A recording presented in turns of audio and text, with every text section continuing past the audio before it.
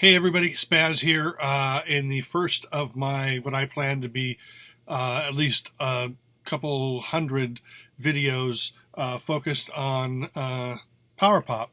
That's actually not going to be a couple hundred. This is probably going to be the only one, but who cares? I'm going to have fun with it anyway. I just picked a random selection of pop CDs from my CD collection, which is off camera, so you don't even know about it. I don't even want to see them. Don't even want to see the room. It's a mess.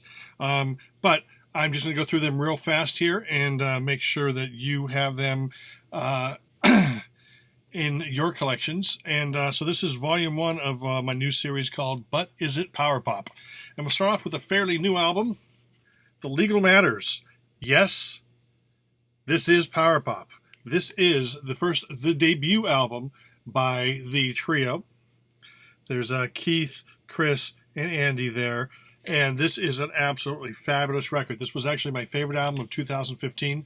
They've released an album since then called Conrad, which is just as good. But this one right here was the one that I pulled first. And it is a legendary record amongst the modern power pop people. Fantastic harmonies, melodies, etc. Squeeze, East Side Story. Is it power pop? Probably not. But it's pretty darn close. It has everything you want in power pop, except it's kind of not quite power pop. But it is kind of power pop too.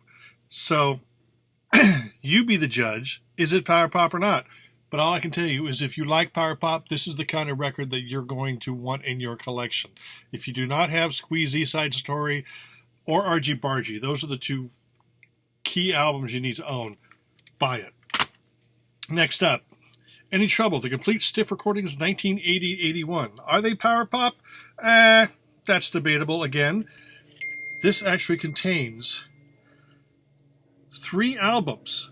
This is their debut album, Where Are All the Nice Girls? Second album, Wheels in Motion. And the third album, this is Live. Notice that they have bonus tracks as well. They're more kind of a... Let's put it this way, they're more influenced by the same people that influenced Elvis Costello and Nick Lowe. They're kind of like a mix between Elvis Costello and Nick Lowe. Absolutely, I mean, the first album alone is essential. Second album is almost as essential. And the Live, I don't like Live, but it comes with a pack, so it's a great little piece there. Oh, here's another modern power pop master, Lanny Flowers. This is called New Songs, Old Stories. Lanny, the way that I described him a year or two ago, was he's like the American Michael Carpenter, who's an Australian power pop guy, and Michael Carpenter is like the Australian Lanny Flowers. Never a dull moment with Lanny.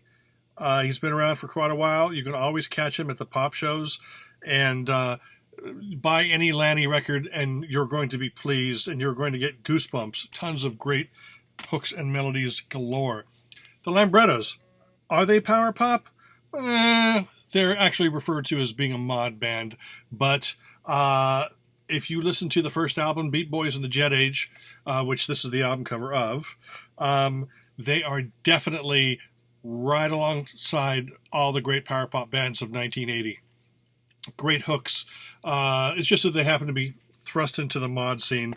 This actually is a 2 CD set, has their debut album and their second album, and all the singles and B-sides for one complete package. But if you notice here, up top, it has a quote attributed to somebody with a name very similar to mine, if you can read that. I sure can't. But I am quoted there. I think right here, maybe. And that was a thrill. Trust me, one of my favorite albums of all time. It being remastered or being re-released on CD and then having my quote on it. I think I pee-peed my pants. Here's one. This is a real one. A lot of people don't get into Christian bands, but if you do, Daniel Amos. Is it power pop? It's probably more like new wave pop. But boy, they had hooks galore, and I would recommend you buy this album, Vox Humana.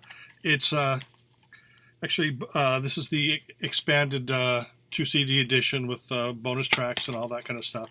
So that would be something you probably have to buy it off the Daniel Amos website. Daniel Amos, by the way, is a band name, not a person's name. So you'll find them filed under D, Daniel Amos. Next up, it's my sealed copy of 2020, the first 2 albums that were on Epic Records, plus B-sides.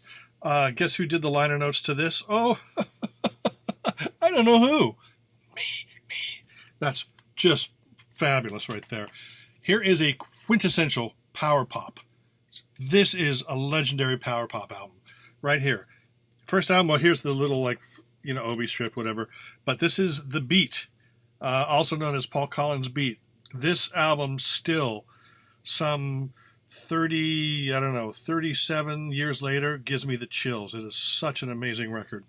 The Rutles, are they power pop?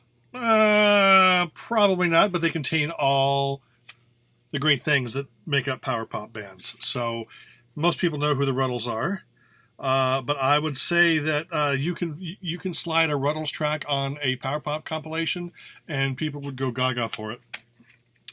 Sinceros, are they power pop? Pretty darn close. Sinceros were kind of like Squeeze. As a matter of fact, Don Snow here eventually joined Squeeze.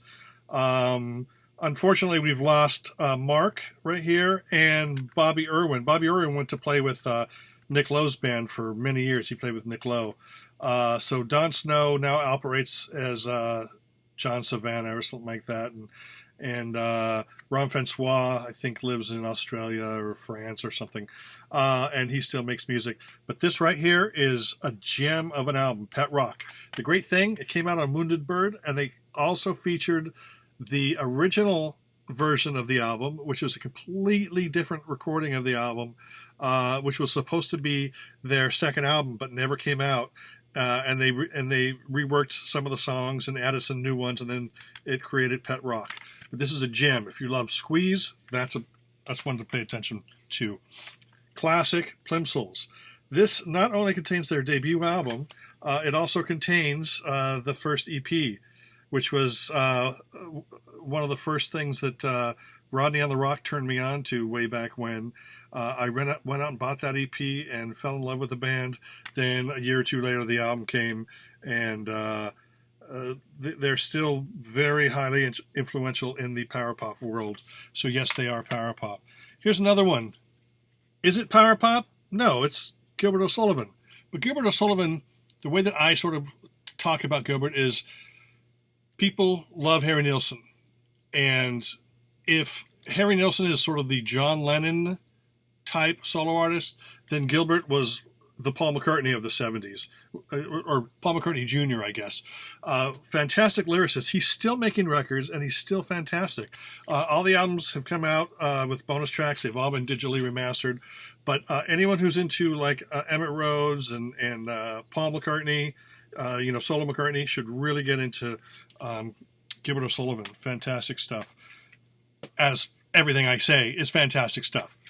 Gary Myrick, is it power pop? Probably not. Probably a little bit more rockin' than power pop, but they came out during the big new wave power pop scene, and they have all the elements that make power pop great. They had a song that got played a lot called "She Talks in Stereo."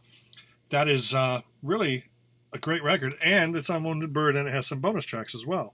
So rush out and get that. Is it power pop? Like I said, some songs you could probably consider power pop. But what is power pop? I mean, power pop isn't this square little box here. Power pop, actually, some people who ever put it into this little box, or how about a heart? Anybody who puts power pop into a heart, okay, that's all cool, whatever. But power pop is actually so much more than that. Such as Buzzcocks. Are Buzzcocks power pop? Not even close. But they are powerful and they are pop. They are one of the greatest punk bands, along with the Undertones, the Ramones, hook-filled galore. This right here, this is the actual import version, has all their A-sides and all their B-sides. So this has bonus tracks over the domestic version. And it's actually, if you want to get started into melodic punk, like the Undertones or the Ramones, this would be the place to go there. Let me see here. Here's another great band here. Explorers Club. Is it power pop? Not even close. but it is glorious pop. This particular album, their first album and the third album, are more Beach Boys-esque. This one here, probably one of the greatest albums of the last 20 years. It is like you're listening to unreleased tracks from A&M Records circa the early 70s. It is just gorgeous, and the harmonies and the melodies and everything is just it's the greatest soft rock power pop album ever recorded. Loud Sugar, another LA band that nobody knows about, and they are as melodic as hell. You should check this out. Go to YouTube, check something out. Fantastic stuff there. I promise you that. And then finally, you've got the Housemartins. Are they power pop? Probably not, but it works.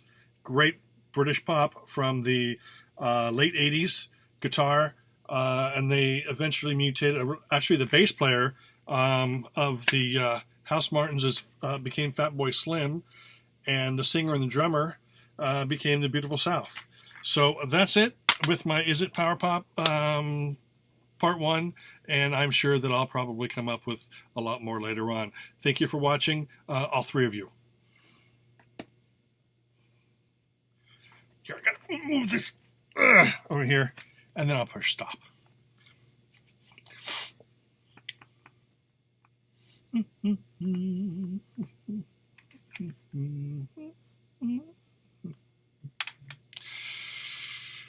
I'm just waiting to push stop. Wait until it gets to 11:30.